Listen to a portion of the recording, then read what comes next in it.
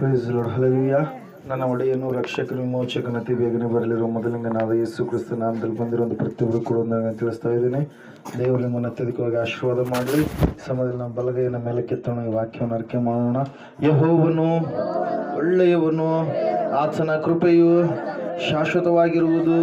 ಯೆಹೋವನು ಒಳ್ಳೆಯವನು, ಆತನ ಕೃಪೆಯು ಶಾಶ್ವತವಾಗಿರುವುದು. ಯೆಹೋವನು ಒಳ್ಳೆಯವನು, ಆತನ ಕೃಪೆಯು ಶಾಶ್ವತವಾಗಿರುವುದು. ಆಮೇನ್ ಆಮೇನ್ ಆಮೇನ್. ಸಮಯದಲ್ಲಿ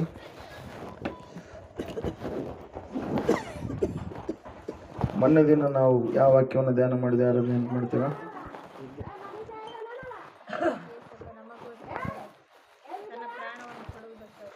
ಹಲ್ಲೆಲೂಯಾ.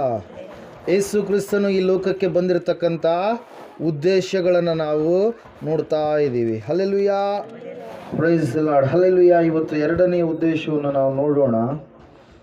ಯೆಶಾಯನ ಪ್ರವಾದನೆಯ ಗ್ರಂಥ 64ನೇ ಅಧ್ಯಾಯ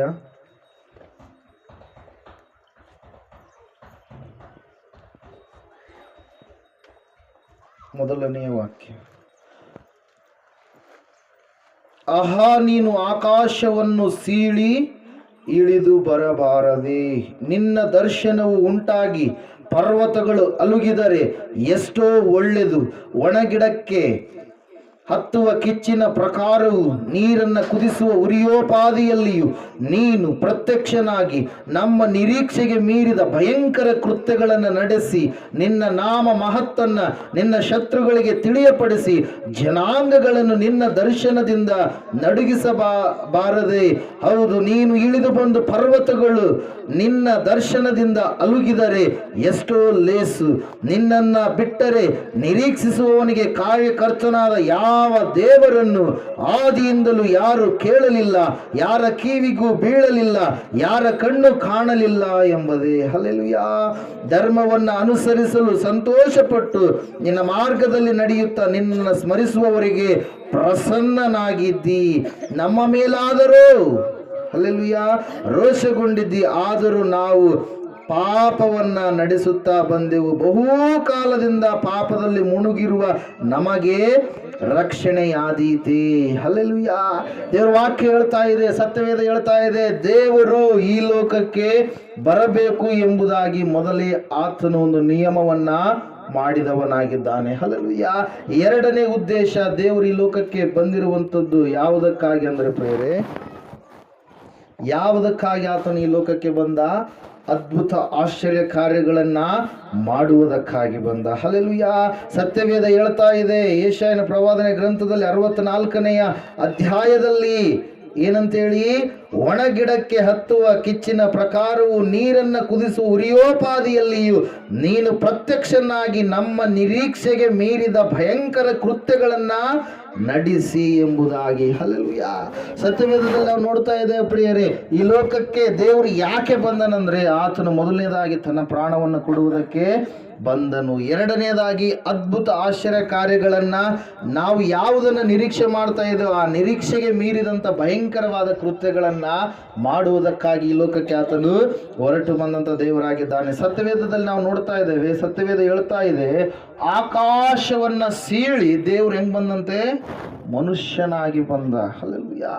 ಉಂಟು ಮಾಡಿದಂಥ ದೇವರು ಆ ಒಂದು ಉಂಟಾಗಿರ್ತಕ್ಕಂಥ ಸೃಷ್ಟಿಯಲ್ಲಿ ಅದರಲ್ಲಿ ನರದ ಮನುಷ್ಯನಾಗಿ ಈ ಲೋಕಕ್ಕೆ ಬರುವಂಥದ್ದು ಸಾಮಾನ್ಯವಾಗಿರ್ತಕ್ಕಂಥ ಕಾರ್ಯವಲ್ಲ ಪ್ರಿಯರ. ಅದಕ್ಕೆ ಇನ್ಕಾರ್ನೇಷನ್ ಆಫ್ ಜೀಸಸ್ ಅಂತೇಳಿ ನಾವು ಕರಿತೀವಿ. ಇನ್ಕಾರ್ನೇಷನ್ ಆಫ್ ಗಾಡ್ ಅಂದರೆ ದೇವರು ಈ ಲೋಕಕ್ಕೆ ಅವತಾರಿಯಾಗಿ, ನರ ಅವತಾರಿಯಾಗಿ ಈ ಲೋಕಕ್ಕೆ ಆತನು ಹೊರಟು ಬಂದ. ಅದರ ಸಲುವಾಗಿ ಯೋಹಾನ ಬರೆದ ಸುವಾರ್ತೆ ಮೊದಲನೆಯ ಅಧ್ಯಾಯ 18ನೇ ವಾಕ್ಯದಲ್ಲಿ ನಾವು ನೋಡ್ತಾ ಇದ್ದೇವೆ. ಯೋಹಾನ ಬರೆದ ಸುವಾರ್ತೆ ಮೊದಲನೇ ಅಧ್ಯಾಯ 18ನೇ ವಾಕ್ಯ. ದೇವರನ್ನು ಯಾರು ಎಂದು ಕಂಡಿಲ್ಲ, ದೇವರನ್ನು ಯಾರು ಎಂದು ಕಂಡಿಲ್ಲ, ಯಾವನು ಏಕಪುತ್ರನು ಸ್ವತಃ ದೇವರು ಆಗಿದ್ದು ತಂದೆಯ ಎದೆಯಲ್ಲಿದ್ದಾನೋ ತಂದೆಯ ಎದೆಯಲ್ಲಿದ್ದಾನೋ ಆತನೇ ತಿಳಿಯಪಡಿಸಿದನು. ಹಲ್ಲೆಲೂಯಾ. Praise the Lord. ಮನುಷ್ಯರು ಯಾರು ಕೂಡ ದೇವರನ್ನ ಕಾಣಲಾರದ ಹಾಗೆ ಅವ್ರು ಏನಾಗಿದ್ದಾರೆ? ಪಾಪಿಗಳಾಗಿದ್ದಾರೆ. ಆದಾಮ ಅವ್ವಳು ಪಾಪ ಮಾಡುವುದಕ್ಕಿಂತ ಮುಂಚಿತವಾಗಿ ಅವರು ದಿನಾಲು ಕೂಡ ದೇವರ ಸಹವಾಸದಲ್ಲಿ ಜೀವಿಸುವಂಥವರಾಗಿದ್ದರು. ಪ್ರೇರಿ, ಯಾವಾಗ ಪಾಪ ಎನ್ನುವಂಥದ್ದನ್ನು ಮಾಡಿದರು, ದೇವರಿಗೆ ವಿರೋಧವಾದಂಥ ಮಾತನ್ನ ಅವರು ಆ ಕಾರ್ಯವನ್ನು ನಡೆಸಿದ್ರು, ಅವಾಗಿನಿಂದ ದೇವರಿಗೂ ಮತ್ತು ಮನುಷ್ಯರಿಗಿರ್ತಕ್ಕಂಥ ಕನೆಕ್ಷನ್ ಏನಾಯ್ತು? ಕಟ್ಟಾಗಿ ಹೋಯಿತು. ಹಲ್ಲೆಲೂಯಾ. ಸತ್ಯವೇದದಲ್ಲಿ ನಾವು ನೋಡ್ತಾ ಇದ್ದೇವೆ, ಆ ದೇವರು ಬರಬೇಕು, ನೋಡ್ಬೇಕಂತೇಳಿ ಮನುಷ್ಯರು ಎಷ್ಟೋ ರೀತಿಯಲ್ಲಿ ಏನ್ ಮಾಡ್ತಾ ಇದ್ದಾರಂತೆ? ಬೇಡ್ತಾ ಇದ್ರಂತೆ. ಹಲ್ಲೆಲೂಯಾ.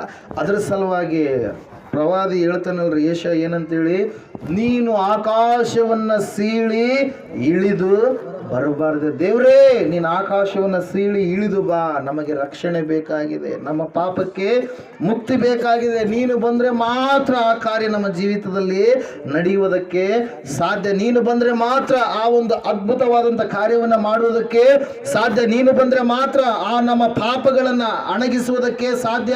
ನಮ್ಮ ಪಾಪಗಳು ಪರಿಹಾರವಾಗಬೇಕಾದ್ರೆ ನೀನೇ ಇಳಿದು ಬರಬೇಕು ಎಂಬುದಾಗಿ ಏನ್ ಮಾಡ್ತಾ ಇದ್ದಾರೆ? ಭಕ್ತರು ದೇವರನ್ನ ಕರಿತಾ ಇದ್ದಾರೆ, ಪ್ರಾರ್ಥಿಸ್ತಾ ಇದ್ದಾರೆ, ವಿಜ್ಞಾಪನೆಗಳನ್ನ ಮಾಡ್ತಾ ಇದ್ದಾರೆ. ಸತ್ಯವೇದ ಹೇಳ್ತಾ ಇದೆ, ಅದೇ ದೇವರು ಏನ್ ಮಾಡಿದಂತೆ?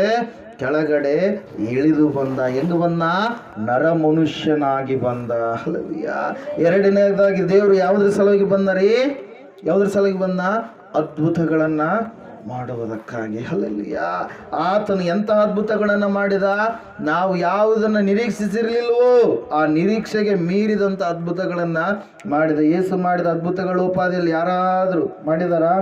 ಯಾರು ಮಾಡಿಲ್ಲ, ಮಾಡಕ್ಕೆ ಸಾಧ್ಯನೇ ಇಲ್ಲ. ಯಾಕಂದ್ರೆ ಆತನ ದೇವರಾಗಿದ್ದಾನೆ, ಆತನು ಮಾತ್ರ ಆ ಅದ್ಭುತ ಕಾರ್ಯಗಳನ್ನ ಮಾಡಿದವನಾಗಿದ್ದಾನೆ. ಪ್ರಿಯರೇ, ಹಲ್ಲೆಲೂಯಾ.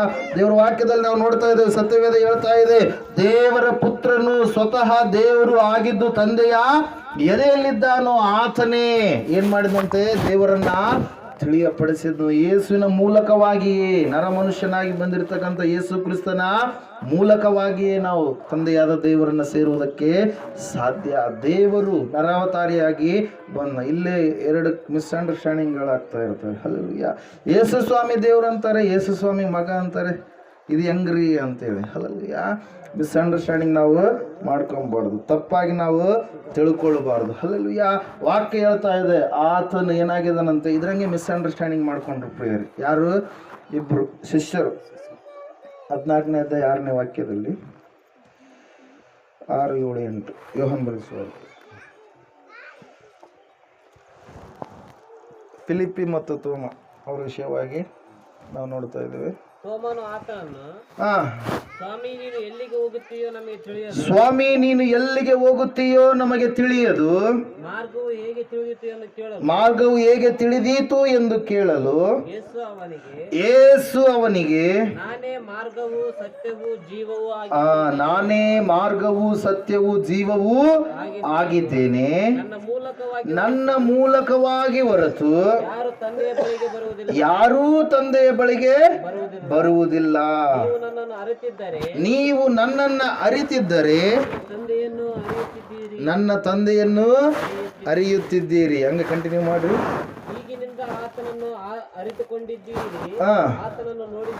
ಹಲ್ಲೆಲೂಯಾ. ಏನಂತ ಹೇಳ್ತಾ ಇದ್ರು ಸ್ವಾಮಿಯಲ್ಲಿ? ಆತನನ್ನ ನೋಡಿದ್ದೀರಲ್ಲ ಅಂತೇಳಿ. ಹಲ್ಲೆಲೂಯಾ. ಅಂದ್ರೆ ಏನರ್ಥ? ಅರ್ಥ ಏನರ್ಥ ಅದ್ರದ್ದು? ನನ್ನನ್ನು ನೋಡಿರಲ್ಲ, ನಾನೇ ಆತನು ಎಂಬುದಾಗಿ. ಹಲ್ಲೆಲೂಯಾ.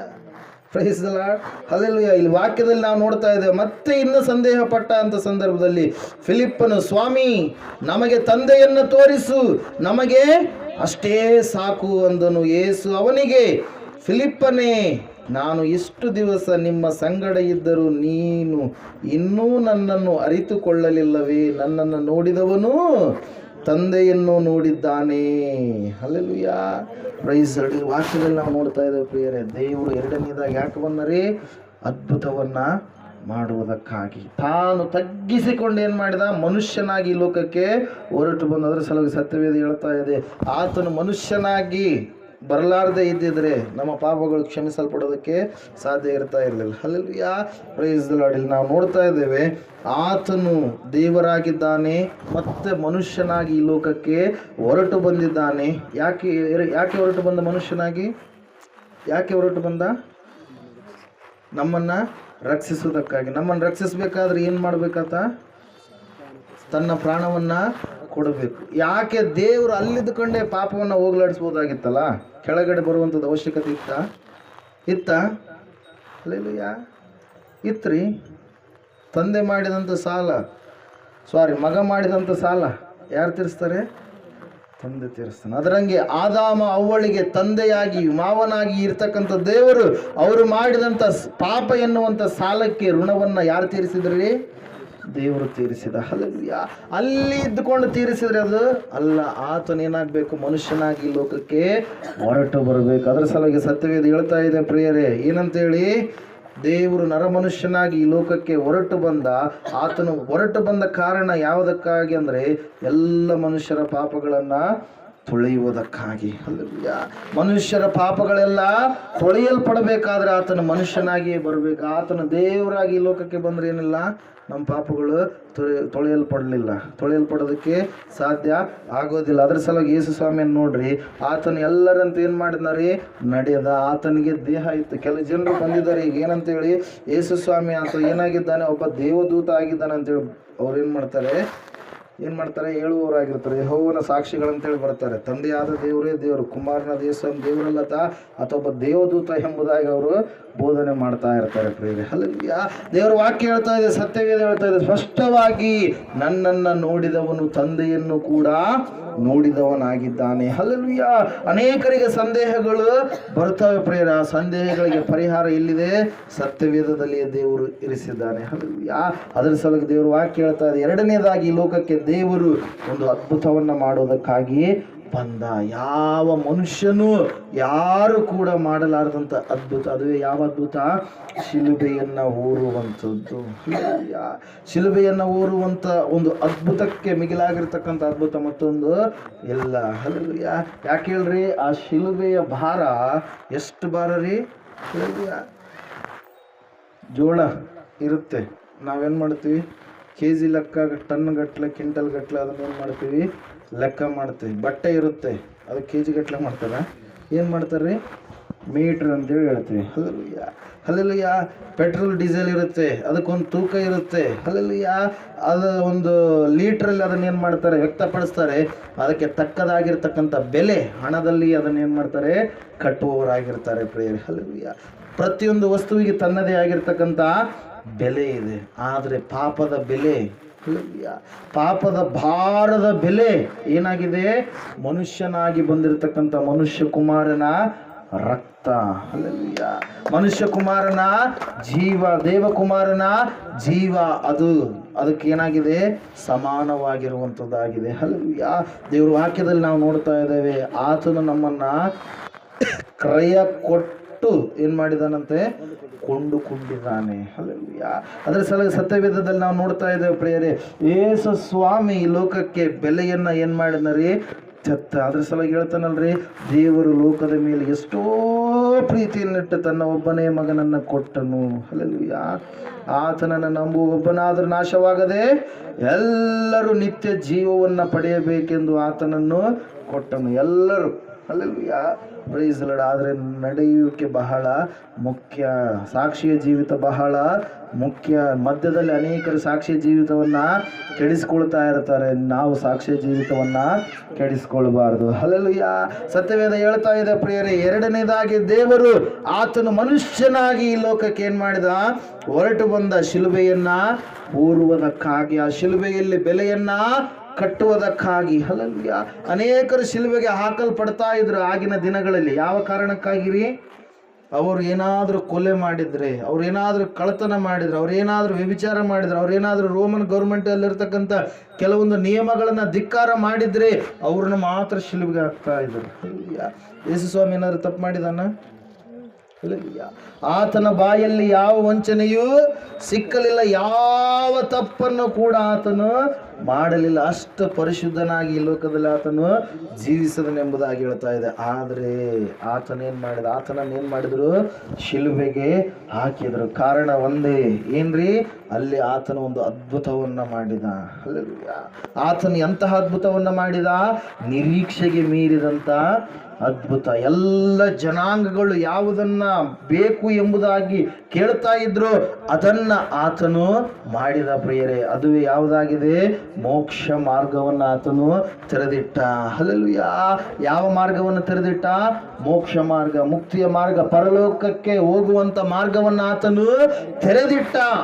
ಅದಕ್ಕಾಗಿ ಆತನು ಈ ಲೋಕಕ್ಕೆ ಒಂದು ಅದ್ಭುತವನ್ನು ಮಾಡುವುದಕ್ಕಾಗಿ ಈ ಲೋಕಕ್ಕೆ ಏನ್ ಮಾಡಿದತ? ಹೊರಟು ಬಂದ ಪ್ರಿಯರೇ. ಹಲ್ಲೆಲೂಯ. ಪಾಪದ ಬೆಲೆ ಏನಾಗಿದೆ? ಯೇಸು ಕ್ರಿಸ್ತನ ರಕ್ತವಾಗಿದೆ. ಅದನ್ನು ತಿಳ್ಕೊಬೇಕು ನಾವು. ಹಲ್ಲೆಲೂಯ. Praise Lord. ನಾವು ದೇವರು ನಂಬಿದ್ದೀವಿ. ನಾವು ನಂಬಬೇಕಾದ್ರೆ, ನಾವು ರಕ್ಷಣೆ ಹೊಂದಬೇಕಾದ್ರೆ ಒಬ್ಬ ಆತ ನಮಗಾಗಿ ಏನಾಗಿದ್ದಾನೆ? ಬಲಿಯಾಗಿದ್ದಾನೆ. ಹಲ್ಲೆಲೂಯ. ಒಬ್ಬ ಆತ ನಮಗಾಗಿ ಬಲಿಯಾಗಿದ್ದಾನೆ, ನಮಗೋಸ್ಕರವಾಗಿ ಸತ್ತಿದ್ದಾನೆ, ನಮಗೋಸ್ಕರವಾಗಿ ಜಜ್ಜಲ್ಪಟ್ಟಿದ್ದಾನೆ, ಜಡಿಯಲ್ಪಟ್ಟಿದ್ದಾನೆ. ಆತನನ್ನು ನಾವು ಏನು ಮಾಡ್ಬೇಕ್ರಿ?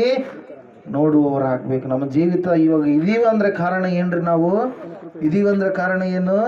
ಆತನ ಒಂದು ಸ್ಥಳದಲ್ಲಿ ಶಿಲುಬೆಯ ಮೇಲೆ ಪ್ರಾಣವನ್ನ ಅರ್ಪಣೆ ಮಾಡಿದ ಕಾರಣಕ್ಕಾಗಿಯೇ. ಹಲ್ಲೆಲೂಯ. ಆತನು ಬಂದ ದಿನಗಳಿಂದ ಕೃಪೆಯ ಕಾಲ ಏನಾಯ್ತಂತೆ? ಪ್ರಾರಂಭವಾಯಿತು ಎಂಬುದಾಗಿ ಸತ್ಯವೇದ ಹೇಳ್ತಾ ಇದೆ. ಹಲ್ಲೆಲೂಯ.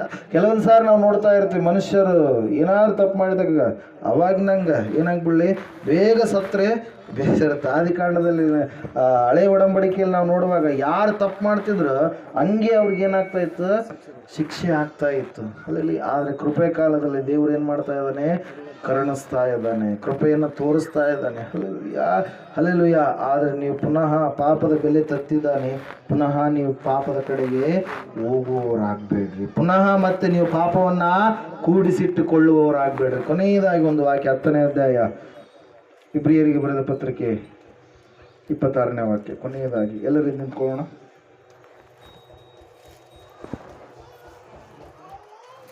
10:26. ಯಾಕಂದರೆ ಸತ್ಯದ ಪರಿಜ್ಞಾನವನ್ನು ನಾವು ಹೊಂದಿದ ಮೇಲೆ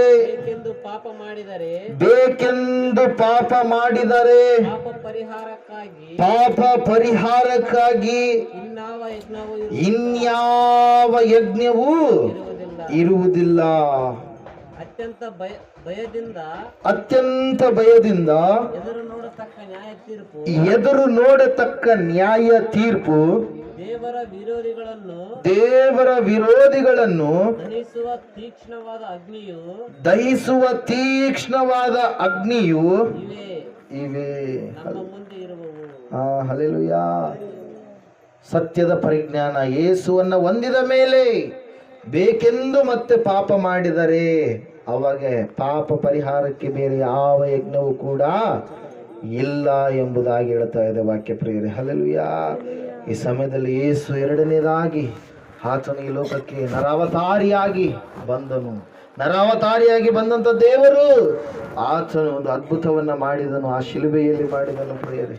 ತನ್ನ ಜೀವವನ್ನ ನಮಗಾಗಿ ಕೊಟ್ಟನು, ತನ್ನ ರಕ್ತವನ್ನ ನಮ್ಮ ಪಾಪಗಳಿಗಾಗಿ ಕೊನೆಯ ಹನಿಯವರೆಗೂ, ಕೊನೆಯ ನೀರು ಮತ್ತು ರಕ್ತ ಹೊರಟು ಹೋಯಿತು ಎಂಬುದಾಗಿ ವಾಕ್ಯದಲ್ಲಿ ನಾವು ನೋಡ್ತಾ ಇದ್ದೇವೆ. ಅದೆಲ್ಲವನ್ನ ಅರಿಸಿದನು ಒಂದೇ ಕಾರಣ, ಆತನು ಯಾವ ತಪ್ಪು ಮಾಡಲಿಲ್ಲ, ಆತನು ಯಾವ ವಂಚನೆಯನ್ನ ಮಾಡಲಿಲ್ಲ, ಆತನು ಯಾವ ಒಂದು ಶಿಕ್ಷೆಗೆ ಪಾತ್ರನಾಗಿರ್ತಕ್ಕಂಥ ವ್ಯಕ್ತಿ ಆಗಿರಲಿಲ್ಲ.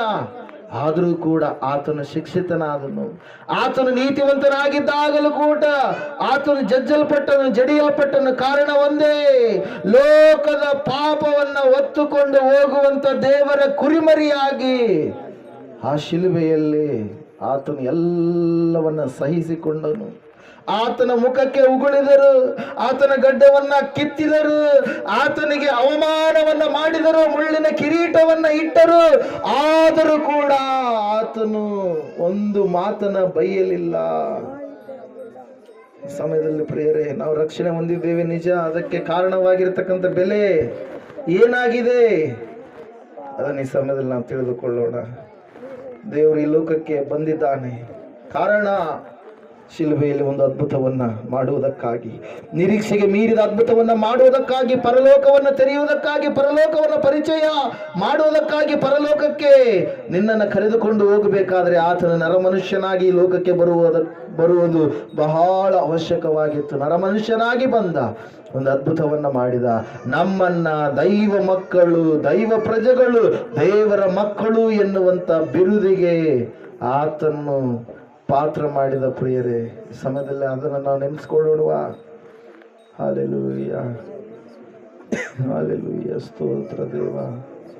ದೇವರೇ, ನನ್ನ ಪಾಪದ ಹೊರೆ ಬಹಳವಾಗಿತ್ತು. ನಾನು ಪಾತಾಳದಲ್ಲಿ ಇಳಿಯಲ್ಪಡಬೇಕಾಗಿತ್ತು. ನನ್ನ ಪಾಪದ ಬೆಲೆಗೆ ಸ್ವಾಮಿ ನೀನೇ ಮನುಷ್ಯನಾಗಿ ಬಂದು ನಿನ್ನ ಪ್ರಾಣವನ್ನ ಅರ್ಪಿಸಿ ಸ್ವಾಮಿ ನೀನು ನಮಗಾಗಿ ಜೀವವನ್ನ ಕೊಟ್ಟು ಕರ್ತನೆ ನಮ್ಮನ್ನ ಬಿಡಿಸಿದೀಯಲ್ಲಪ್ಪ. ಅಂತಹ ಅದ್ಭುತದ ಮುಂದೆ ಮತ್ಯಾವ ಅದ್ಭುತ ಇಲ್ಲ ಸ್ವಾಮಿ. ಕಳೆದು ಹೋಗಿರ್ತಕ್ಕಂಥ ಸಂಬಂಧವನ್ನ ಪುನಃ ನೀನು ಸ್ವಾಮಿ ಸ್ಥಾಪಿಸಿದ್ದಿ. ದೇವರ ಮಕ್ಕಳು ಎನ್ನುವಂತ ಬಿರುದಿಗೆ ನಮ್ಮನ್ನ ಪಾತ್ರರನ್ನಾಗಿ ಮಾಡಿದ್ದಿ. ಹಲ್ಲೆಲೂಯಾ, ಸ್ತೋತ್ರ ದೇವ, ಸ್ತೋತ್ರ ದೇವ, ಸ್ತೋತ್ರ ದೇವ. ಮಹೋನ್ನತನೇ ನಿನಗೆ ಸ್ತೋತ್ರಗಳು ಸ್ವಾಮಿ. ಅದ್ಭುತ ಮಾಡುವ ದೇವರೇ ನಿನಗೆ ಸ್ತೋತ್ರಗಳು ಸ್ವಾಮಿ. ಆಶ್ಚರ್ಯ ಕಾರ್ಯಗಳನ್ನು ಜರುಗಿಸಿದಂತ ದೇವರೇ ನಿನಗೆ ಸ್ತೋತ್ರಗಳಪ್ಪ. ಹೌದು ಸ್ವಾಮಿ, ಶಿಲುಬೆ ಕರ್ತನೆ ಪಾಪದ ಪ್ರಾಯಶ್ಚಿತ್ತವಾಗಿರ್ತಕ್ಕಂಥ ಯಜ್ಞವಾಗಿರುವಂತ ಒಂದು ಸ್ಥಳವಾಗಿದೆ ಅಪ್ಪ. ಅಂತ ಅದ್ಭುತ ಮಾಡಿದಂತ ದೇವರು ನೀನೊಬ್ಬಾತನೇ ಆಗಿದ್ದೀಯ. ಲೋಕದ ಪಾಪವನ್ನು ಓರುವುದಕ್ಕೆ ಎಲ್ಲರೂ ಅಸಮರ್ಥರಾದರು, ಎಲ್ಲರೂ ಪಾಪಿಗಳಾಗಿದ್ದರು ಸ್ವಾಮಿ. ಆದರೆ ಪಾಪವಿಲ್ಲದ ಪಾವನ ಮೂರ್ತಿಯಾದ ದೇವರೇ, ಪರಿಶುದ್ಧನಾದ ದೇವರೇ, ನೀನೇ ಹೊರಟು ಬಂದು ಸ್ವಾಮಿ ನಮ್ಮ ಜೀವಿತದಲ್ಲಿ ಸ್ವಾಮಿ ಆ ಒಂದು ಪಾಪ ಎನ್ನುವಂತ ಹೊರೆಯನ್ನ, ಶಾಪ ಎನ್ನುವಂತ ಹೊರೆಯನ್ನ, ದುಃಖ ಎನ್ನುವಂತ ಹೊರೆಯನ್ನ, ಬಾಧೆ ಎನ್ನುವಂತ ಹೊರೆಯನ್ನ ಸ್ವಾಮಿ ಸೈತಾನನಿಂದ ಬಂದಿರತಕ್ಕಂಥ ಎಲ್ಲ ಕೆಟ್ಟವುಗಳನ್ನ ಸ್ವಾಮಿ ನೀನೇ ತೆಗೆದುಹಾಕಿದ್ದೀಯಪ್ಪ. ಅದಕ್ಕಾಗಿ ನಿನಗೆ ಸ್ತೋತ್ರಗಳನ್ನು ಸಲ್ಲಿಸ್ತಾ ಇದ್ದೇವೆ. ಹಲ್ಲೆಲೂಯಾ, ಹಲ್ಲೆಲೂಯಾ, ಹಲ್ಲೆಲೂಯಾ, ಸ್ತೋತ್ರ ಸ್ವಾಮಿ. ಎಲ್ಲ ತಲೆ ಮೇಲೆ ಕೈ ಇಟ್ಕೊಂಡು ಹಲ್ಲೆಲೂಯಾ, ಹಲ್ಲೆಲೂಯಾ, ಹಲ್ಲೆಲೂಯಾ. ಮಹೋನ್ನತನಾದ ದೇವರೇ, ಮಹಾಪರಿಶುದ್ಧನಾದ ದೇವರೇ, ಸಭೆಯಲ್ಲಿ ಪಾಲ್ಗೊಂಡಿರ್ತಕ್ಕಂಥ ಎಲ್ಲ ಮಕ್ಕಳನ್ನ ಸ್ವಾಮಿ ನಿನ್ನ ಹಸ್ತಕ್ಕೆ ಒಪ್ಪಿಸಿಕೊಡ್ತಾ ಇದ್ದೇವೆ. ಇವರೆಲ್ಲರನ್ನ ಆಶೀರ್ವಾದ ಮಾಡಯ್ಯ. ಇವರ ಜೀವಿತದಲ್ಲಿರುವಂಥ ಎಲ್ಲ ಅನಾರೋಗ್ಯ ನೀಗಿಸಲ್ಪಡಲಿ, ಬಲಹೀನತೆ ನೀಗಿಸಲ್ಪಡಲಿ. ಇವರ ಜೀವಿತದಲ್ಲಿರ್ತಕ್ಕಂಥ ಸ್ವಾಮಿ ಕೊರತೆ ನೀಗಿಸಲ್ಪಡಲಿ. ನಿನ್ನ ವಾಕ್ಯ ಹೇಳ್ತಾ ಇದೆ, ನಿರೀಕ್ಷೆಗೆ ಮೀರಿದ ಅದ್ಭುತಗಳನ್ನ ಮಾಡುವಂತ ದೇವರು ನೀನು ಎಂಬುದಾಗಿ ಆ ವಾಕ್ಯ ಸಂಪೂರ್ಣವಾಗಿ ಸ್ವಾಮಿ ಮಕ್ಕಳ ಜೀವಿತದಲ್ಲಿ ನೆರವೇರಿಸಲ್ಪಡಲಿ. ಮನೆ ಕಟ್ಟಿಕೊಳ್ಳುವಂತವರಿಗೆ ಸ್ವಾಮಿ ಆ ಬಿಲ್ಲುಗಳ ವಿಷಯದಲ್ಲಿ ಸಹಾಯ ಉಂಟಾಗಲಿ, ಅನಾರೋಗ್ಯದ ವಿಷಯದಲ್ಲಿ ಸ್ವಾಮಿ ಜಯ ಉಂಟಾಗಲಿ, ಆರೋಗ್ಯ ಸಂಪೂರ್ಣವಾಗಿ ಅವರು ಹೊಂದಿಕೊಳ್ಳುವಂತಾಗಲಿ. ಇನ್ನು ಅನೇಕ ವಿಚಾರಗಳಲ್ಲಿ ಸಮಸ್ಯೆಗಳಲ್ಲಿ ಇರುವಾಗ ಆ ಸಮಸ್ಯೆಗೆ ಎಲ್ಲ ಪರಿಹಾರವಾಗಿ ಆ ಸಮಸ್ಯೆಗೆ ತಕ್ಕದಾಗಿರ್ತಕ್ಕಂಥ ಉತ್ತರವನ್ನ ನೀನು ನೀಡಿ ಸಂಪೂರ್ಣವಾಗಿ ಅವರನ್ನ ಸಮಾಧಾನಗೊಳಿಸಬೇಕೆಂದು ಪ್ರಾರ್ಥಿಸ್ತಾ ಇದ್ದೇವೆ. ಕರ್ತನ ಪಾಲ್ಗೊಂಡಿರ್ತಕ್ಕಂಥ ಎಲ್ಲರನ್ನ, ಅವರ ಜೀವಿತಗಳನ್ನ, ಅವರ ಕುಟುಂಬಗಳನ್ನ ನಿನ್ನ ಹಸ್ತಕ್ಕೆ ಒಪ್ಪಿಸಿಕೊಡುತ್ತಾ, ಅನೇಕರು ಬರಬೇಕಾಗಿತ್ತು ಸ್ವಾಮಿ ಕರ್ತನೆ, ಕೆಲಸ ನಿಮಿತ್ತವಾಗಿ ಬರಲಾರದಾಗಿದ್ದಾರೆ ಸ್ವಾಮಿ. ಮುಂದಿನ ದಿನಗಳಲ್ಲಿ ಅವರು ಬರುವಂತೆ ನಿನ್ನ ವಾಕ್ಯಕ್ಕೆ ವಿಧೇಯರಾಗಿ ಜೀವಿಸಲಿಕ್ಕಾಗುವ ಹಾಗೆ ವಾಕ್ಯದ ಪ್ರಕಾರವಾಗಿ ನಡೆಯಲಿಕ್ಕಾಗುವ ಹಾಗೆ ಕಾರ್ಯ ಜರುಗಿಸಬೇಕೆಂಬುದಾಗಿ ಬಂದಿರುವಂತಹ ಎಲ್ಲರನ್ನ ಸ್ವಾಮಿ ಅಂಗಾಲಿನಿಂದ ಹಿಡಿದು ನಡನೆತ್ತಿಯವರೆಗೆ ಸಂಪೂರ್ಣ ಸ್ವಸ್ಥತೆ, ಸಂಪೂರ್ಣ ಸಮಾಧಾನ, ಸಂಪೂರ್ಣ ಆರೋಗ್ಯ, ಸಂಪೂರ್ಣವಾಗಿರ್ತಕ್ಕಂಥ ಬಿಡುಗಡೆಯನ್ನ ಯೇಸುವಿನ ನಾಮದಲ್ಲಿ ಪ್ರಾರ್ಥಿಸಿ ಹೊಂದಿದ್ದೇವೆ ಪರಮ ತಂದೆ. ಆಮೇನ್, ಆಮೇನ್, ಆಮೇನ್, ಆಮೇನ್.